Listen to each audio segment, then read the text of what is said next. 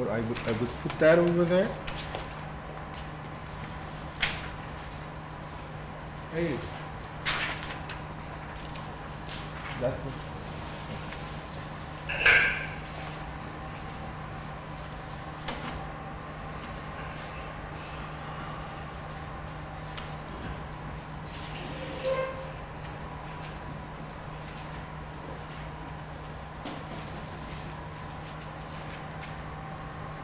So this morning, Professor Rao, in his talk, gave a talk on some new problems in estimation, and fortunately he said practically 90% of the thing that I wanted to say. And he mentioned also L1 norm as opposed to L2, the one that you are doing right now, or the one that almost 95, plus 95% of us are doing to estimate something. Now, what I can do now, because I reduced it, I have, I don't know, practically 5 minutes. If you use least square, assuming that you have, let's say, these 5 points, when you get an outlier in this y direction, then you will see the tendency that least square in a like a 2-variable case just moves up, and it's very much sample dependent. So when Professor Rastava was talking about right model or the best one, etc., I should say that I'm sorry to say maybe the whole foundation is wrong in using something that, whatever model that you are using right now is based on this, right? So if the foundation is like that, I don't know what anybody can search for. Now, this is when you do have outliers in y direction. The same one for least square here. If you do have only one again outliers, or they call it now leverage point, in the x direction, with again and again the mass of the data is here, but as you can see, the least square completely changes direction. So this is as simple as having 5 data points. Now, taking L1,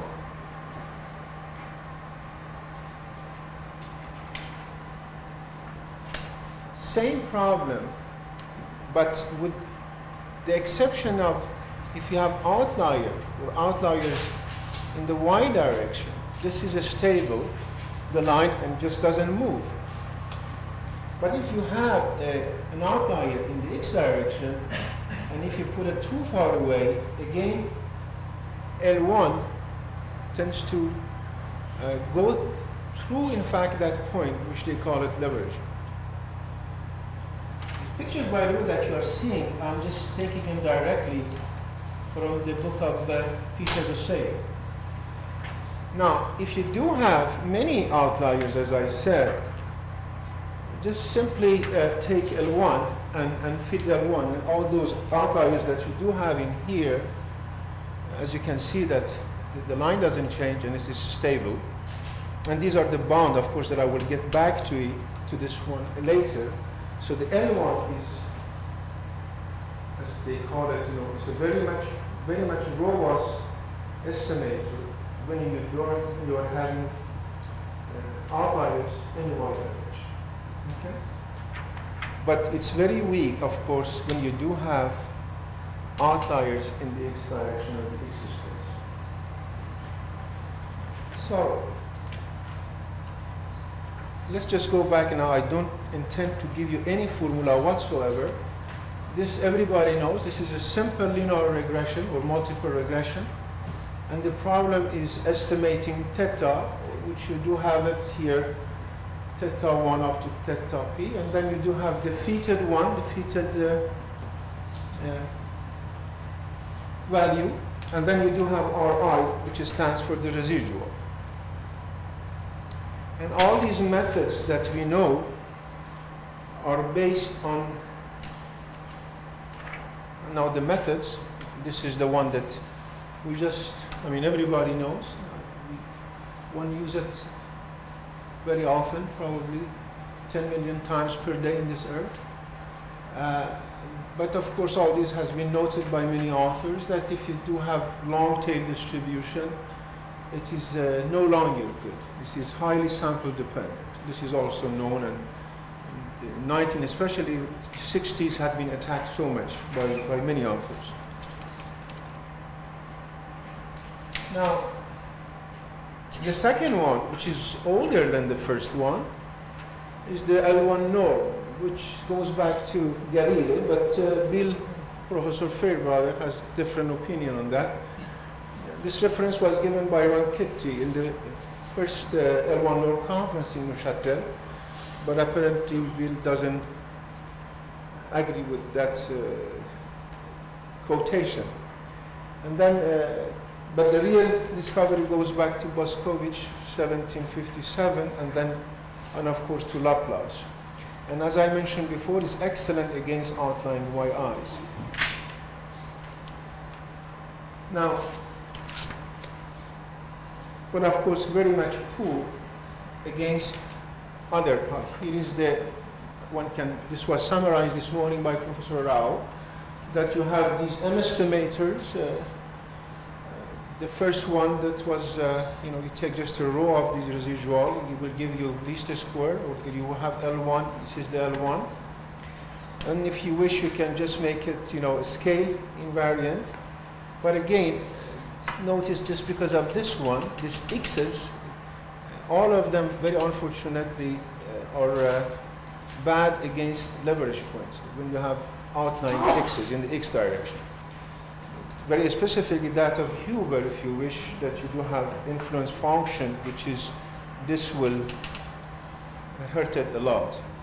Then you do have some other source, because I just put one of them here, weighted or reweighted least square, but the problem, because again of this one, is not resolved. Now,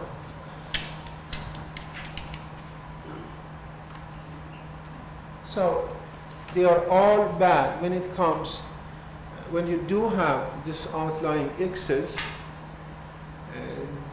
they are all poor in that respect, as you saw it in these transparencies. Now, you take the case right now, just now assuming you just go back to the data, although I heard this morning that, or this afternoon, that the goal is not analyzing it, everyone does best one knows, fortunately. Now, suppose now this x and y's, they are both subject to random errors. They are subject to random variability. And then suppose that we do have a very simple model, simple regression with two parameters to be estimated. Now, because of what has been defined, in fact, 1970 by Tampere, they introduced this notion of breakdown point, which is the smallest percentage of contaminated data that cause estimator to take arbitrarily large values. So then 82, Siegel came with the idea of repeated median. By the way, now if you take this breakdown point, for least square, this breakdown point is 0. You take one single outline x and you let it go, as you saw that it just breaks. For L1 is also 0, with one exception, of course. It's data dependent, but it's a little bit different, as I will just show you in some of these pictures that I have here. So here is the original data here, like so, and these are the y values and these are the x values. And now anything can do. Least square, L1, no problem. Now again, after this one,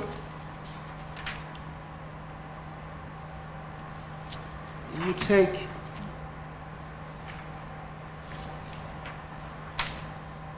one observation and change its position. So you take this one, which was on this line, and you put it 3 times away from the mass of data. L1 stays, it holds. Now, you can take again the same one and go much further, much further, until you get to, notice in here we started with 170, now you are at 875. Still L1 holds, doesn't break. Although, as I said, theoretically, breakdown point of this one is 0. Something that in this line we discover is as follows. So you again, we continue on the line. Where it breaks, this is very interesting, where it breaks exactly on that point that changes the direction, is not unique. This is, so first of all, it breaks after you take, so its mass of data here will protect this break. More observation you have, less tendency is that L1 breaks. And then the second thing that we found out, so I don't give you any formula or anything, is that where it breaks, as you can see that there are in fact 1, 2, 3, 4 L1 line you have. Exactly at that point. But after that, unfortunately, as I was just saying, that you go a little bit further, you can see it now, you go a little bit further, finished. So, in fact, you don't have to go to 880, you just go to 875.003. It just goes in. So there is the 2 lines to prove this one, that where it breaks is not unique. So what happened then? I think this is the rest of my transparency. Peter Rousseff came out with this, I'm sure all of you heard about it, with the idea of least median of squares. So what he did, he took off the sum in least square. In fact, it's least sum of squares. So what he did, he picked up least, instead of sum, he put median of squares. This is his robust method. Breakdown point of this robust estimate is 50%. First it came in 1984, this is the formula, and then in 1987. And based on that, Rousseff wrote a book with Leroy, and it appeared quite widely. In other words, the whole book is in this method. In other words, in the first 5-6 pages, it just kills least square, kills L1, kills everybody else. And then he comes with this, and the whole book is the description of this one, that if you are interested, you can just go ahead and have it. Its incidence is beautifully written and very much convincing. And honestly, these are the things that he wrote himself, has in his book, that is computationally, as he says, it's near impossible. I mean, it is possible, but it has a lot of problems associated with it. I think that Professor Cook also read the book. This is the handicap of that. That is very complicated to compute, and moreover, if it is interesting that if you have more than 2 variables, as I said, you cannot even write down how to do it. That's the basic problem. So the method is excellent, but to come up with nice computing is extremely difficult. It's in a lot of paper, by the way, on the subject, and everybody tries to improve it. So when I tried, now what I'm going to show you, try to find a simple, a much, much simpler, if you at all believe in L1, that it protects outliers in the y direction. So I think that the solution, you should guess it by now. So you take, well here, it is picture of Rousseau that gave me this idea, and thanks to him. So you take this picture here, and notice that this is x, this is y. So if you want to find a method without finding a new method, all you have to do, you turn it like that. You see this? You see what I did? So if x's are here and y is there, you see that there is no problem. You can protect this point, which is up there. Now, if you have leverage point, the best thing to do will just turn it around. In other words, put the x where y is supposed to be, and the other way around, and in that case, the line will pass through this point. Now, let me just give you these 5 steps, because I just wrote it. The first step is just, well, here. It's 5 steps order, and everybody can do that. Because L1 is only 3 lines program, and we have here expert. If you have any question, Professor Fairbrother is here. He's the man of computing L1. He wrote a series of papers that I did not put the reference in here. So step 1 is just to minimize in a simple 2-way or 2-variable, if you wish. You minimize this residual, having y in here. Take sigma hat to be this one. This is for finding standard residuals, if you wish. Step 2, remove observation yi xi if this is greater or equal to 2.5. Now let me just put this picture, which is very important.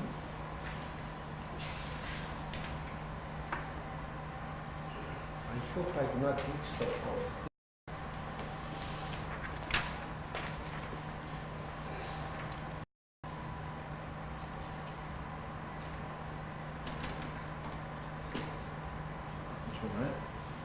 So step 1,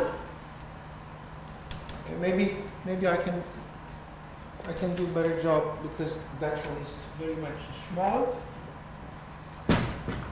I go on those steps. No, I can do it on this way. Okay, here then I put that one. So step 1, which is written there. This is how bad. Of course, least square is exactly like this one. This is a famous Russell data that can be found in Rousseau's book. There are 47 observations, and out of these 47, I mean, this is on the stars, the position of the stars. You see that you have 2 distinct, if you wish, populations. And these are not, by the way, errors. This is another one, is just outliers in the x direction. So when you do regress y on x, am I putting it correctly? Yeah. So the line just goes through this leverage point, because number of leverage points here is too much. It just passed through it. Oh, here we did that. This is a step 1.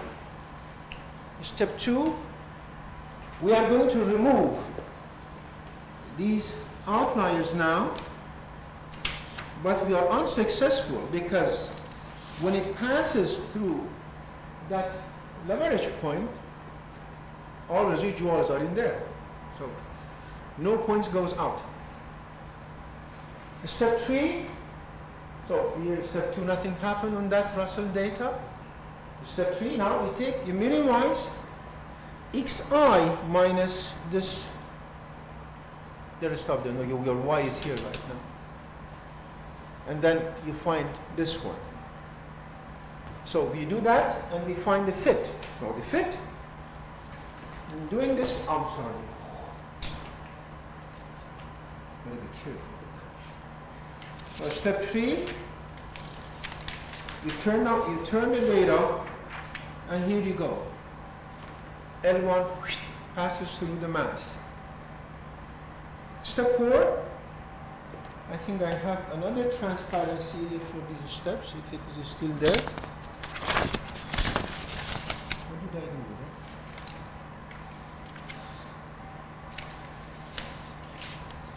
it? I was trying to help myself. Oh. I had it here because they were together, these two tables. Not that my knowledge is wrong, because I was not very much organized in picking up these things.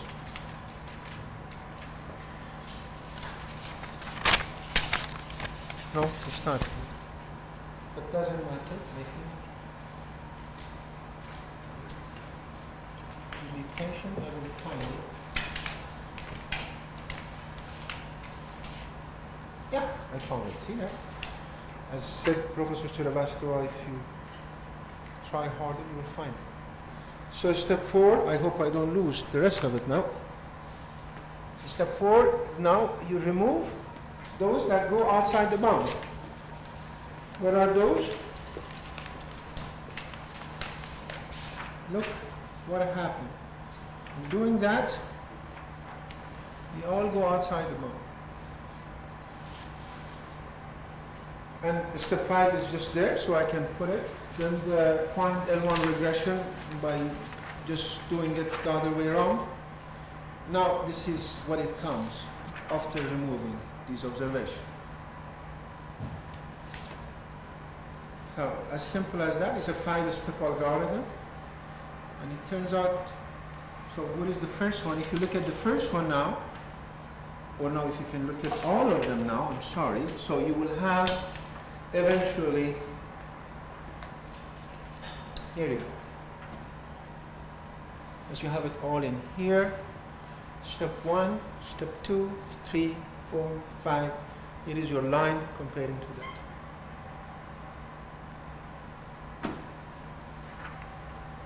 So this is how how I thought it's not a bad idea to do it this way, and it works. Now, a bad question is that what do we do if we have multiple regression? Now, this is simply conjecture. I don't know whether it works or not, but it did so far on all the examples that was in Rosseau's book. Stock loss data is the one that one can find practically any book, in any analysis. Now I took that one just to compare to see whether it works. Strangely enough, it works, but I don't know how to explain it. But so what I do, I line up the data, y with x1, y with x2, y with x3, etc., etc., and then it works. So this is with the first variable, stock loss data. Everybody knows that. And then nothing goes out. The bound, nothing. Not left, not right. This is the first variable. So they are all staying inside. I was a little bit disappointed when that happened. I said, well, I still left with 2 variables. So what I did, I took number 2 variable. This is stock 2, call it. And then it's known that number 1, 3, 4, 21 are outliers. Or some people say it's 1, 2, 3, 4, 21. And in Atkinson paper, it comes with another one. 1, 2, 3, 4, 13, 21. So I don't know how Professor Cook can find outliers, but we can also find them. Here they are. All in the sudden with the first one, with the third one, 1, 2, 3, 4, out. And then when you took the last variable, number 3, here we go. Number 13 and 24. 20. As I said, I have no claim that it works for everything, but so far, whatever we tried, it worked. It is true that when you are dealing with 4 dimensions, hopefully the program that I saw yesterday will help me as well to see things in 3 or 4 dimensions. But in using this method, I hope. But so far, in this kind of data is working. And just to give you some unsolved, if I can again find what I had, unsolved problem, or some problems that we are working on right now. It's, I am not out of bounds, Mr. Chairman. Why not? We have 5 minutes. It doesn't matter. I can do like others, can't I? You're using our one, are you? No, I'm not using you. The picture looks, at least on the screen, much nicer than what it is here. So you take, these are points in 2 dimensions. What we have found out recently is that, okay, what would happen to this L1 if you take one of these observations and turn it around this space? So you take this, what happened? Am I doing something wrong? This is correct, right? So you take this data, to take this point, for example, and this point, and let it go around. Things that you see in here, depending using this model or this model, L1 passes by these points. You following me? So here, when you are using A plus BX, it passes because L1 passes by at least 2 points. So therefore, if you are in here, if you take this point and put it in a red zone, L1 passes by 1 and 2. And so on. And if you are, for example, in this area, L1 passes by 2 and 3. It shows that, of course, most of them is correct, unless you do have a leverage point which goes that way. And if you have more points, of course, you do have more problem. As you can see it, you have 7 points. You can have all these Benetton colors. You can see them all, and so this is a very interesting and very challenging problem in L1 when you try to take some observation and move it around. And then this is how the L1, of course, for 50% of the data, if you take it in the Y direction, nothing happens. The only problem is that when you go in the X direction. And that we're solving it the other way around with this one. Okay. Thanks a lot, Mr. Chair.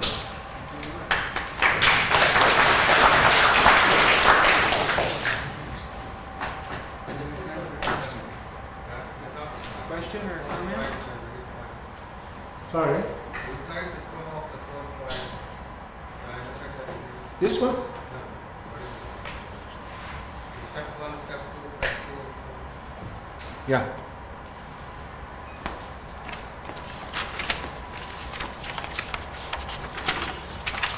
If Tom helps me, I can find everything. So I was not even organized at the beginning. My question is the following. Yeah. You had also 4 points and you had also 7 points. Which are the outliers? 4 points are all those points. Oh no, it's just a minute. I will take the opinion that all those points are outliers. These 4 points are the real points. Yeah, but you do whatever you want. You have no 2 sets of data. I do draw 2 lines and say these points belong to one line. No, I don't try to do that. I'm sorry. This is the point. The point is that you are now having a mass of data on some given problems. When it comes there, you want to analyze it. And to analyze it, for example, if you want to find something as a function of something else. I mean, just make it as you put it this morning. And then you try to estimate the parameter as I put it there. So you don't have too many choices, I suppose. You do have LP norm that you got to select to minimize to come up with something method of estimation, right? Now, what I'm trying to say that between these methods, first of all, you got to identify what kind of data you have. And then, with this definition of breakdown point, or this mass that can break in 2 or 3, just like cluster analysis, all this outlier business probably means is that, okay, now you put this mass of data in 2 separate or 3 separate or 10 separate volumes, and then you just try to do whatever you want to do. Why? It's very simple. You saw that with just 5 observations, and one of them is a little bit there. My question goes right now to you. Which The model that you found, or the model that was described by Professor Srivastava, correct? On what basis? So this is just cleaning up the mess, if you wish. I mean, it's no more, no less. No, which one you have to throw the line is just a question of cross analysis. It's just you separate them, you clean them up, and then and the answer to your question is, I think that I say 51%. And now whatever you want to do with it, you do with it. You throw it, you keep it, you do whatever. This is just a method of analyzing, given the fact that. But the point is that now exists an oral book. What I try to do, and everybody says that these are outliers. By the way, I don't throw them away. As you saw it in the last picture, they're all there. Now, this is one thing that I don't do. I'm sorry for your time, but what I did. Hey, I found it here. What I did. No, notice I didn't throw anything. They are there and they are there. I just identify them these things, and then I just fit a model which is not based on these that are out. This is based on this one. So you will have the image. I mean, I don't know the answer. Too much discussion time. This is an outlier also because you're all L2 people. So I'm just defending something which is maybe not defended. It's also outlier, not defended. Dennis? I want to change the tone of the discussion for a minute. And the first thing I'm going to do is make a plea, and that concerns the use of the word leverage. The word leverage has been defined in least squares in a very specific way as the rate of change in the fit of value. And if we're going to adhere to that convention, then we necessarily have to modify leverage with the method of estimation that we're using. So we can speak about least squares leverage points, we can speak of M estimation leverage points, we can speak of L1 leverage points, or compounded influence leverage points, which shouldn't have any leverage. The idea of a leverage point is not the same as the idea of an outlier in the x-axis. So my plea is, whenever you use the word leverage, please modify it with name of the estimation method that you're referring to. I will do so, sir. The second is a comment on LMS. It's been my experience with LMS that it is extremely model dependent. And in fact, if you want to ensure that the data you have left fits whatever model you care to put down, then use LMS, and I'm pretty confident you're going to reach your goal. And the last thing is, I think you've got an intriguing idea, and I'll talk about something. Thanks a lot. That made me happy. Yes, Norman. Announcement on the next session, the Neuchâtel Kugelheim session will start